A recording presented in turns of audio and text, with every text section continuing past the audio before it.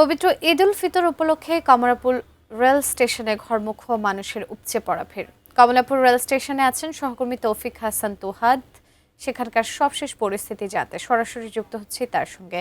তুহাদ, যাত্রীদের ভিড় কেমন দেখতে পাচ্ছেন এবং সেই সাথে টিকিট সংগ্রহ নিয়ে কোনো জটিলতার সম্মুখীন তারা হয়েছেন কিনা সে বিষয়ে জানাবেন।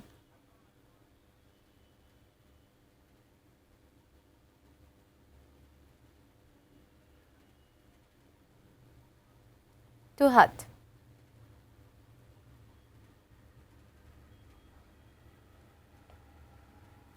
ছিল সকালের দিকে, কিন্তু এখন পর্যন্ত বেশিরভাগ ট্রেনগুলো চলে যাওয়ার পরে এখানে যাত্রী অনেকাংশে কমে গিয়েছে।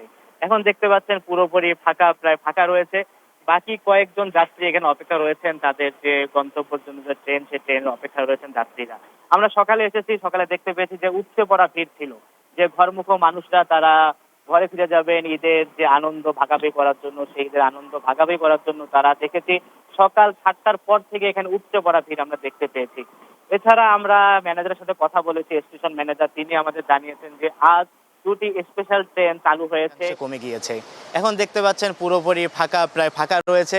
বাকি কয়েকজন যাত্রী এখানে অপেক্ষা রয়েছেন, তাদের যে গন্তব্যের জন্য যে ট্রেন, সেই ট্রেনের অপেক্ষা রয়েছেন যাত্রীরা। আমরা সকালে এসেছি, সকালে দেখতে পেয়েছি যে উপচে পড়া ভিড় ছিল, যে ঘরমুখ মানুষরা তারা ঘরে ফিরে যাবেন ঈদের যে আনন্দ ভাগাভাগি করার জন্য, সেই ঈদের আনন্দ ভাগাভাগি করার জন্য তারা দেখেছি সকাল 7টার পর থেকে এখানে উপচে পড়া ভিড় আমরা দেখতে পেয়েছি।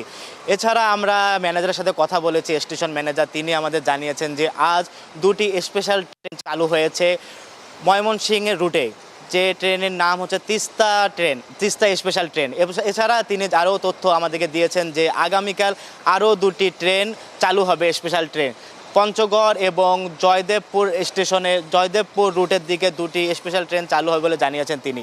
এছাড়া আমরা দেখতে পেয়েছি যে বাড়তি কোনো ধরনের ছাদে অথবা যে বাড়তি কোনো আসন ছাড়া শুধুমাত্র 25% আমরা শুনতে পেরেছি 25% যাত্রীকে স্ট্যান্ডিং যে দাঁড়িয়ে যাওয়ার যে আসন, সেটি করার ব্যবস্থা করা হয়েছে।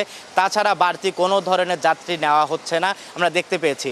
এছাড়া আমরা যাত্রীদের সাথে কথা বলেছি, তারা বলেছে যে অন্য সময়ের চেয়ে এবারে তারা স্বস্তিদায়কভাবে তারা যাত্রা করছেন। এছাড়া যে তারা টিকিট সংগ্রহ করেছেন অনলাইনে, সেখানেও তাদের যে বেগ, সে বেগটি পোহাতে তেমন হয়নি। অন্যদিকে আমরা দেখতে পেয়েছি যে মেইন যে গেট, সেখানে তারা গেট তৈরি করেছে, গেটে টিটিরা অবস্থান করছে, কোনো ধরনের টিকিট ছাড়া কাউকে ভিতরে প্রবেশ করতে দিচ্ছে না।